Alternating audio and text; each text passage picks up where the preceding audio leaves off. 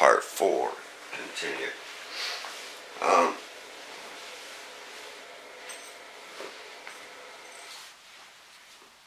They've constantly showed no care, no concern, and definitely discontent, aggravation and anger towards my wife and I consistently.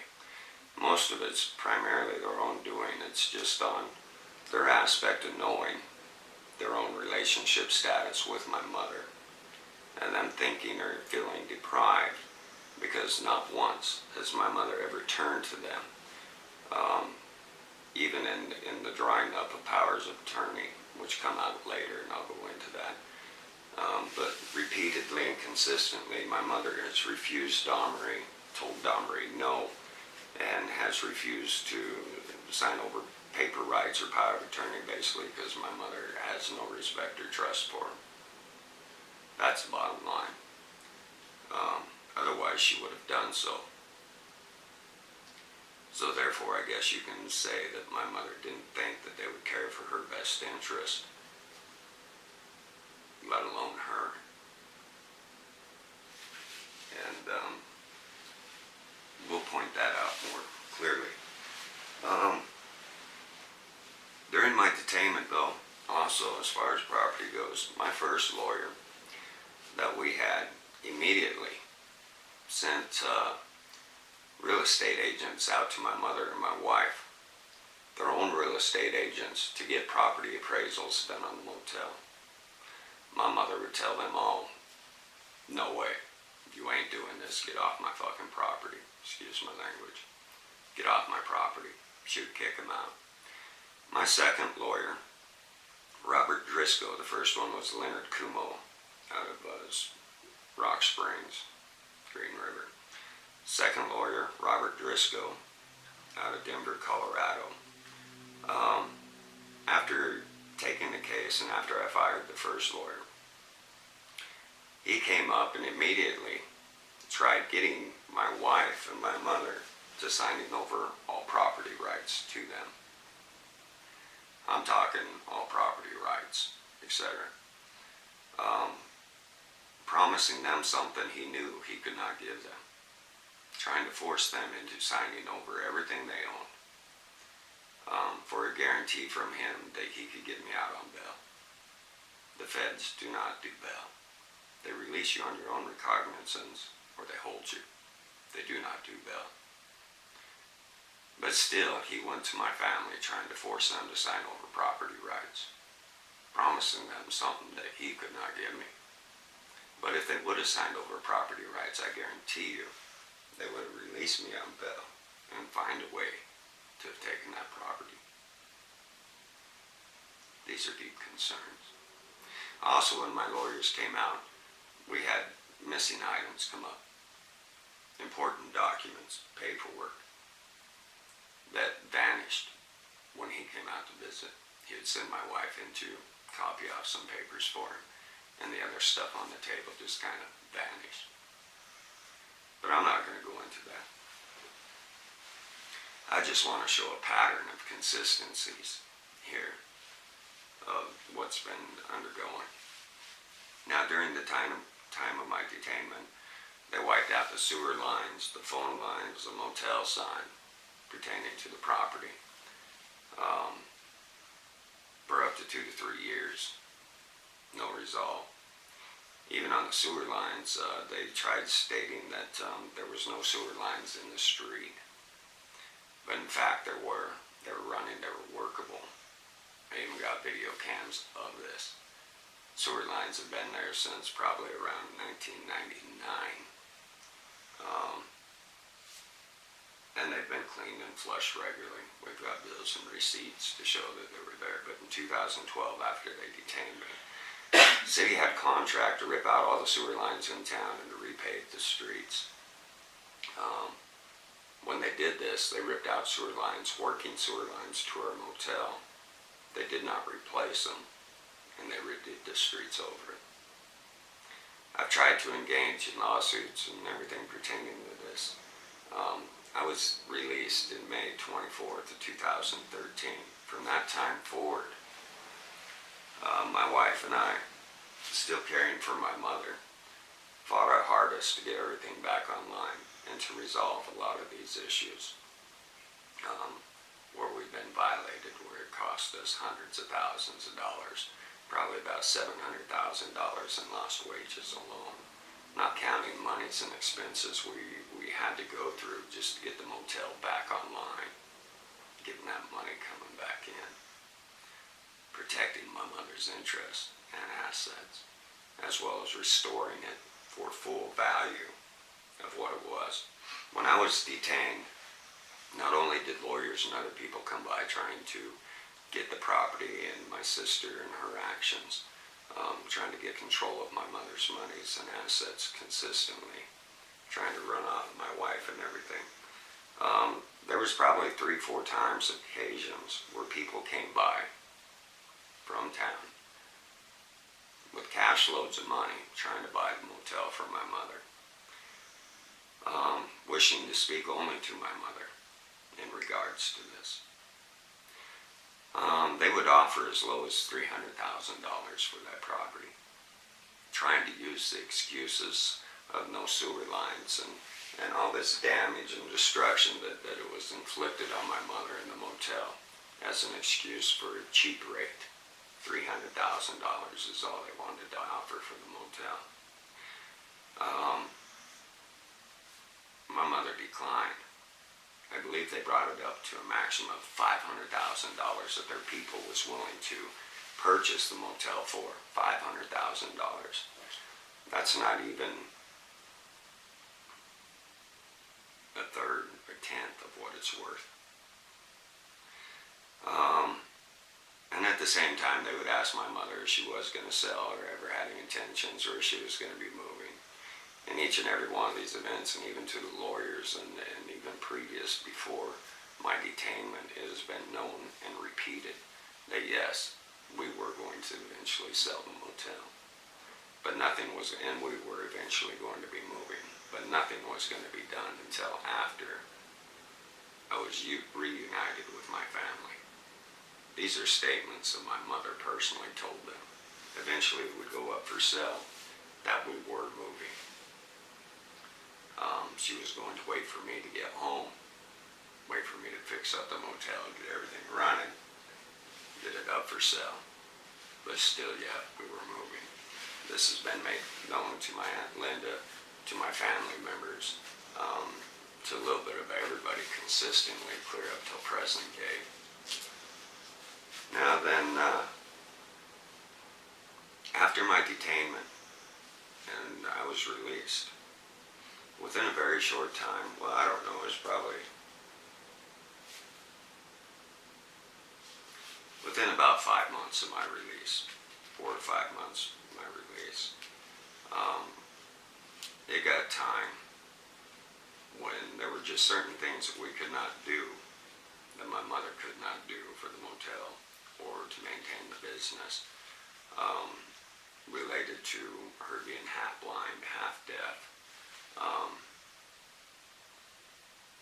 The frustration and everything that she had trying to struggle on writing checks or getting numbers right or even reading a line, she could not, it's very hard for her to focus and do those things, and it was very debilitating and depressing to her that she could not do these things when she was so independent. So it came to the point in time where we had to have a power of attorney drawn up. And we all went in, my mother, all of us, and we discussed these issues. When we were there and had the power of attorney drawn up by Kelly and McPherson law, they wrote up the power of attorney. This included everything. And, you know, when that power of attorney was drawn up, it also pertained and he covered, and he repeated over and over and over. He asked my mother who all his family members were, or who all of her family members were. We told him Jess, Dawn, me, Rhonda, etc. We named off even a lot of people's names of close friends that my mother depended on and were close to her. The lawyer asked her repeatedly, out of all your family members, out of all your friends, is there anybody that you would like to elect as your power of attorney. My mother then said, my son. The lawyer then asked, are you sure? He goes, is there anybody else you would like to elect? In case Raymond could not or did not wish to be that power of attorney, or became power of attorney and later figured he was incapable of doing it, or thought somebody else should do it. Who would you like as a secondary to be your power of attorney? My wife immediately said, Rhonda. He said, are those the only two?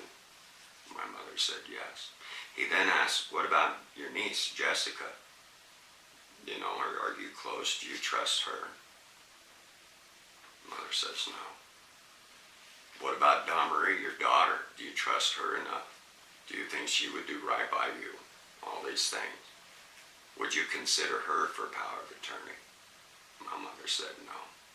He asked her again. I mean, he pounded this into her, making certain that this was her wishes, that this was her will.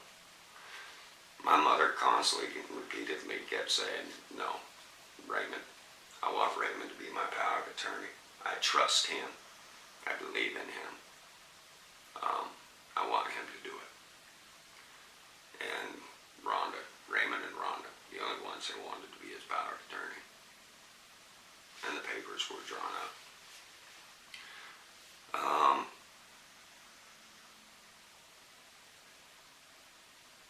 And everything we've done has been to maintain Mother's interest, her place in life, as well as to try and resolve issues pertaining to her property where it's been violated, where damage and everything has occurred, where the motel and her finances have suffered from. Legally, that empowers me to deal with those issues, but I've been blocked everywhere, and even told that I cannot sue or they will not take the lawsuits up. But these are standard issues that anywhere else a lawyer would be proud and honored to jump on quick, because they're quick, easy, winnable cases. They're solid cases.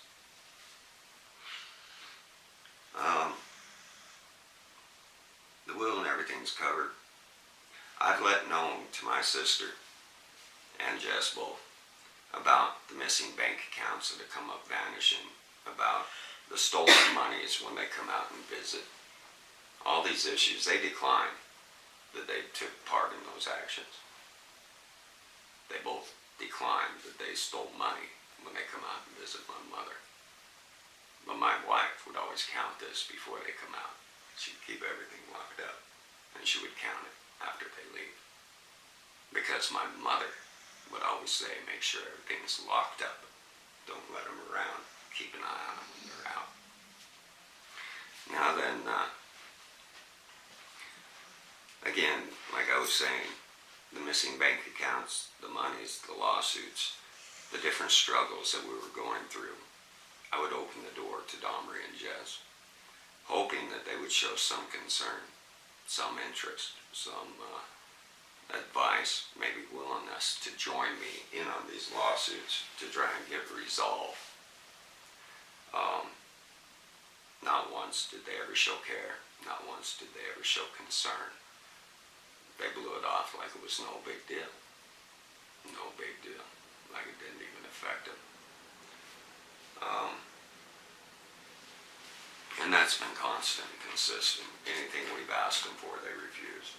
Even while I was gone, and my wife was caring for my mother, the days that we had to have somebody sit with my mother so my wife can go in and deal with business and stuff, we turned to local friends, family friends, the Waltners, Emma, Jerry Pierce, and some other people to sit with my mother. They would constantly ask, doesn't Raymond have any family members around here? Doesn't he have a sister? Aren't they willing to come out and sit with your mother to visit, or even just so you can go do things? Sadly, every time my wife had to tell them no, they wouldn't. They refused. They just didn't care. we personally believe that they were just trying to make it so hard on us and so hard on my wife and my mother that eventually she would give up and just walk away, so they could step in. It's what all their actions reflect. And again, all of it in anger and disregard for any of us.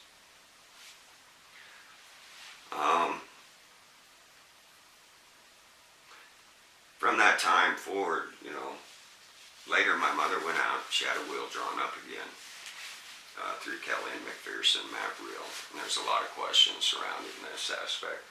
But my mother went in to redo her will because the other one was missing. My wife and I had searched for it. We called around to the courthouses. We've looked everywhere. It was missing out of the vault. My mother needed to get one put back in place. So we made arrangements to go up and so mother could do her will. During this time and process, I would tell them everything. I'd be like the mediator between the two. I would tell them what my mother's wishes were, her desires, and what she wanted done.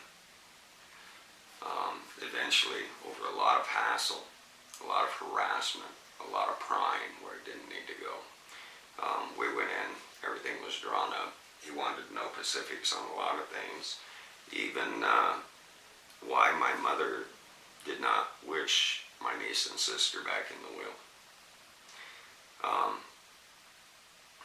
My mother would just simply tell him it was none of his business.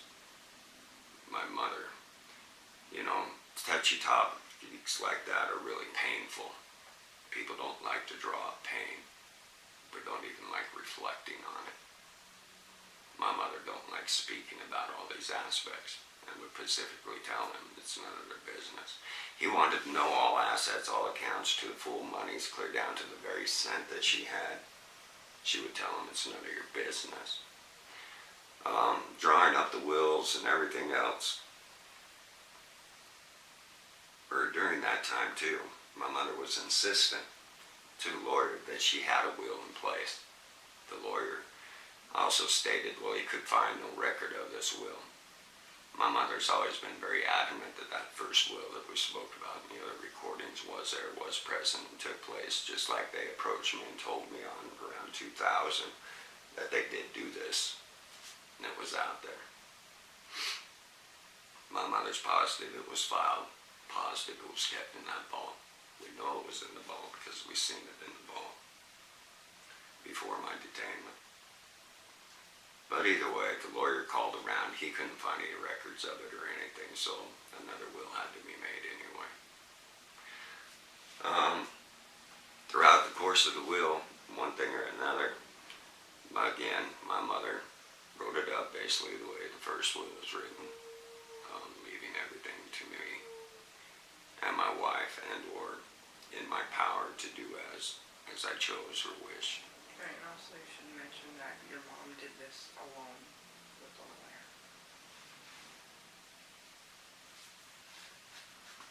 And everything was drawn up that way. The lawyer specifically asked. They brought up my sister's names and niece's names and other family members' names, churches and other places that they thought maybe my mother might be willing to donate her assets, her property to, and they straight out asked, do you wish to hand over your properties to the church or to somebody else, even other than me and my wife? They asked her these things. My mother said no. They even had a meeting with my mother alone. The lawyer versus 5 other people were present before the signing of her will and testimony. They stated it was necessary just so that they could verify that my mother was not coerced into writing the will up the way she did, that she was not threatened or anything else pertaining to her decisions within the will. They had the meeting. They then did the signing of the will. But in each and every phase of that, they kept asking my mother if she had anything, any personal items, any monies, any properties, anything on any level to leave towards them And again, my mother said no, she wanted the will written up and left the way it was. My wife and I did not tell them about the will when they rewrote the will. We only recently sent them copies of the will. I believe it was at the end of November, after we moved up here. And again, the only reasons that we made that will present in public to them was again pertaining to their actions, their statements, their comments, their harassment and repeated threats towards me, my wife, and that of my mother. And even to my Aunt Linda, my mother's sister, that wants the utmost for my mother. And again, we have her 100% approval and confidence. She's proud of everything we've done. But my sister and niece have both spoken with my Aunt Linda and repeatedly made comments towards caring for my mother, wanting to care for my mother, but yet refusing to do so at the same time. My Aunt Linda, even my niece, saying that she could care and maintain my mother. My aunt said, well, Raymond and Rhonda's been doing this for a long time. I'm sure they can use a break. Why don't you try it out for a week to see if you are capable of caring for your mother? My niece then declined. No, I can't do that. She never came up with any excuses or anything else. She just flat out refused. But the whole time she's bragging that they could do these things. Other statements and comments from my niece and others towards my Aunt Linda has been how they disapprove of what we're doing for my mother, stating that we're spending their money on all the repairs and everything we've done for the motel, bringing it back online, bringing it up to full worth, etc., to secure my mother's finances, etc., and fulfill what my mother and we wished and planned to do on moving, relocating, starting new businesses, everything else. They would call up and harass my Aunt Linda, telling my Aunt Linda that we're spending all their money by fixing up my mother's motel, by bringing it back online, by getting it ready for sale. We're protecting her investments and her interest by everything that we've done there. But when they spoke with my Aunt Linda and everybody, they disapproved of everything we've been doing and how hard we've worked. They disapproved of the monies being spent and personally mentioned that we were spending their money like they were entitled to it when they weren't. And where they've cost us so much, everything. You know, it's my obligation to look out for my mother and her interests. But I also do that as a loving son. I'm continuously opening the doors for them, even offering them to come out and stay in the motel for a week at a time, no money, whatever. Their husbands are working out in Wamsutter. They got to drive back and forth.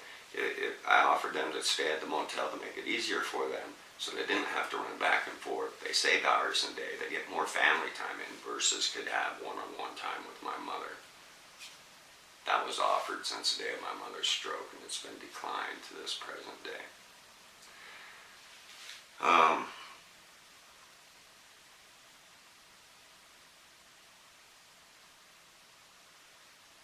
But anyway, that's a reason why we gave them copies of the will. Also advised to us by my Aunt Linda and some other people, they all figured and personally come to believe that all their actions and intents and interests circulate around my mother's money and properties. That's been their entire goal of what they're after, trying to get, trying to achieve, while dismantling us without any care, regards, concerns to my mother. All the comments and monies that they mention reflect to their monies, not that of my mother's.